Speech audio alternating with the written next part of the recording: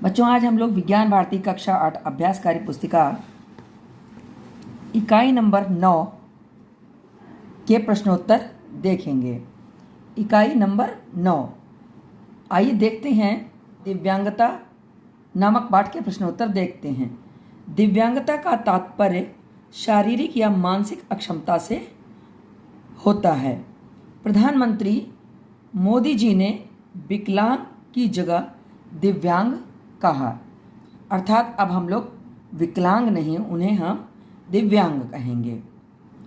तो अब आइए देखते हैं प्रश्न नंबर। नीचे दिए गए वाक्यों में सही के सामने सही का निशान तथा गलत वाक्य के सामने गलत यानी क्रॉस का निशान लगाइए। सेरेब्रल पैलेसी से पीड़ित व्यक्ति में लोकोमोटर दिव्यांगता होती है। बिल्कुल सही, ये हड्डियों से संबंधित है। दृष्टिबाधित व्यक्ति को सुनने में कठिनाई होती है। बच्चों, जब उसको आँख से देखने में परेशानी है तो उसको सुनने में कठिनाई नहीं होगी, उसकी आँखों में परेशानी है, तो ये गलत है। श्रवण बाधित व्यक्ति को देखने में कठिनाई होगी, ये भी इन्होंने गलत पूछा है कि जो सुन लेता है वो बोल नहीं पाता। अगर सुन नहीं पाएगा तो वो बोल भी नहीं पाएगा, लेकिन देख तो लेगा, तो देखने में कठिनाई नहीं होती, इसलिए इन्होंने जो कहा वो गलत है। दिव्यांगता जन्मजात या उपार्जित हो सकती है। हाँ, ये सही है, कभी कभी जन्मजात होती है या कभी किसी दुर्घटनावश हो सकती है। डिसलेक्सिया एक मानसिक बीमारी है।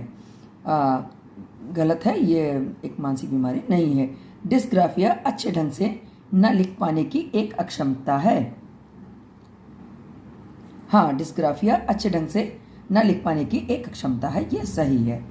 अब आइए नीचे दिए गए दिव्यांग को उनके प्रभावित अंगों से मिलान कीजिए। देखिए, जब कोई व्यक्ति दिव्यांग होता है तो उसका कौन सा अंग प्रभावित होता है, इसके लिए आइए हम देखते हैं। श्रवण बाधिता। अब श्रवण बाधिता को हम किससे मिला देंगे? सुनना किससे संबंधित है? कान से, तो कान के लिए मिला देंगे। मिलाया नहीं है, दा वाला जोड़ देंगे इससे। दृष्टिबाधित आँख से संबंधित है बीमारी, या आँख से संबंधित आँख प्रभावित होती है इसमें। लोकोमोटर दिव्यांगता हड्डी या जोड़ या मांसपेशियों से संबंधित है। मस्तिष्क दिव्यांगता, अब चूंकि मस्तिष्क नाम आया ही है तो ये मस्तिष्क से ही संबंधित है। नीचे दिए गए शारीरिक एवं मानसिक अक्षमताओं को छांटकर जन्मजात एवं उपार्जित दिव्यांगता में लिखिए। आकस्मिक दुर्घटना में हाथ या पैर की हड्डी का टूट जाना, पोलियो रोगी, हाथ पैर न होना, सेरेब्रल पैलेसी, डिसलेक्सिया, डिस्ग्राफिया, मुख बधिर, आँख में चोट लगने से कोई दिखाई नहीं देता। तो यहाँ पर इसको छांट कर लिखना है। तो आकस्मिक दुर्घटना में हाथ या पैर की हड्डी का टूट जाना यानी अंग भंग हो जाना, तो ये उपार्जित दिव्यांगता में है। पोलियो रोगी जन्मजात दिव्यांगता में है। हाथ पैर ना होना, ये भी उपार्जित दिव्यांगता में है। सेरेब्रल पैलेसी, ये आपकी जन्मजात दिव्यांगता में है। डिसलेक्सिया जन्मजात दिव्यांगता।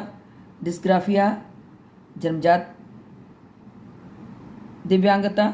मूक बधिर जन्मजात, और आँख में चोट लगना ये उपार्जित हो सकती है, जिससे व्यक्ति को देखने में परेशानी हो। दिया स्कूल जा रही थी, रास्ते में उसने एक ऐसे व्यक्ति को देखा जिसे दिखाई नहीं देता। उसने सोचा जो बच्चा देख नहीं सकता वो कैसे पढ़ता होगा। स्कूल पहुंचने पर उसने अपने शिक्षक से यही प्रश्न पूछा। शिक्षक ने बताया जिन्हें दिखाई नहीं देता वे एक विशेष लिपि से पढ़ते हैं। बच्चे जिसे ब्रेल लिपि कहते हैं। इस लिपि में अक्षर या वर्ण या संकेत उभरे रहते हैं और व्यक्ति या बच्चे उसे स्पर्श करके पढ़ते हैं। इस लिपि का आविष्कार लुई ब्रेल ने किया था। अब देखिए प्रश्न है, क्या आप जानते हैं कि ब्रेल लिपि से पढ़ने वाले व्यक्ति का कौन सा अंग प्रभावित होता है? हाँ, ये आँख प्रभावित होती है। फिर देखिए अगला है, बिना देखे कोई कैसे पढ़ सकता है? बिल्कुल सही है, जिन्हें दिखाई नहीं देता वे एक विशेष लिपि से पढ़ते हैं जिसे हम ब्रेल लिपि कहते हैं। बच्चों, इस लिपि में अक्षर जो होते हैं वो संकेत कुछ संकेत बने होते हैं और वो उभरे होते हैं, बिंदियाँ बिंदियाँ होती हैं, और ये पेपर आपको स्कूल में देखने को मिल सकता है। ब्रेल लिपि का आविष्कार किसने किया था? ब्रेल लिपि का आविष्कार लुई ब्रेल ने किया था। नीचे दिए गए विभिन्न अंगों के कार्य लिखिए। तो देखिए किस तरह से कार्य लिखे गए हैं। हाथ दिखाई दे रहा है, पैर दिखाई दे रहा है, आँख दिखाई दे रही, कान दिखाई दे रहा, और यहाँ मस्तिष्क दिखाई दे रहा है। तो हाथ वस्तुओं को पकड़ने व लिखने में काम आता है, पैर चलने और दौड़ने में काम आते हैं, आँख देखने में, कान सुनने में, और मस्तिष्क सूझबूझ तर्क विचार विमर्श करने में काम आता है। इसी तरीके से अब देखते हैं प्रश्न नंबर 6। नीचे लिखे गए अंगों की कार्यक्षमता में कमी या अक्षमता होने वाली कठिनाइयों को लिखिए। हाथ पैर की अक्षमता, अगर हाथ पैर की अक्षमता होगी तो क्या होगी दिक्कत? बच्चों, वस्तुओं को पकड़ने में मुश्किल होगी, और अगर पैर में होगी तो चलने में परेशानी होगी। आँख की अगर क्षमता होगी तो क्या दिक्कत होगी? दृष्टिबाधित व्यक्ति पूर्ण रूप से या आंशिक रूप से देखने में अक्षम होते हैं। अगर कान में अक्षमता होगी तो क्या होगा? श्रवण बाधिता के कारण बच्चा बोलने में सक्षम नहीं हो पाता है। मतलब जो सुन नहीं पाएगा वो बोलेगा कैसे? तो क्या बोल रहे हैं, जब यही नहीं सुन रहा है तो वो क्या बोले? इसलिए जो सुन नहीं पाता वो बोल भी नहीं पाता है। मानसिक दिव्यांगता, अब आइए देखिए अगली है मस्तिष्क की अक्षमता। तो मानसिक दिव्यांगता में सूझबूझ तर्क एवं ग्रहण क्षमता का अभाव होता है। प्रथम उपचार पेटिका में रखे जाने वाली उपयोगी सामग्री के नाम लिखिए, जिसको हम लोग अपने स्कूल में या घर में भी देखते हैं। इसको फर्स्ट एड बॉक्स कहते हैं, और जिसके ऊपर प्लस का बड़ा सा एक निशान भी बना होता है। तो उसमें क्या क्या रखा होता है, आइए सामान देखते हैं। रुई, पट्टी, कैंची, थर्मामीटर, जिसे हम लोग बुखार नापते हैं, यह आपकी विज्ञान किट में रखा मिलेगा।